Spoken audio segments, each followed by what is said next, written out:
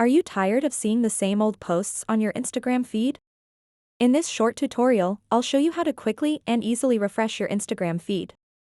So make sure to watch this video until the very end to understand the tutorial properly. To get started, open up the Instagram app, and then to refresh your feed, simply drag down from the top, just like this. Now your feed will be refreshed, and it will show you the newest and most recent posts. For some reason, if you can't refresh your page by doing this, you need to exit the Instagram app, open the Settings app.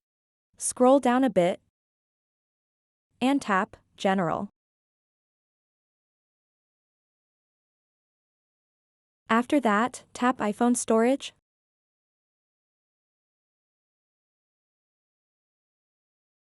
Scroll down, and find Instagram. Once you've found it, tap on it. So now what you want to do next is just offload the app and then reinstall it. And that should fix any bugs or glitches preventing you from refreshing your Instagram feed. So that wraps up this tutorial. If you have any questions about this whole process, please let me know in the comments section below. And if this video helped you out, please give it a big thumbs up and subscribe to this channel for more tutorial videos like this one.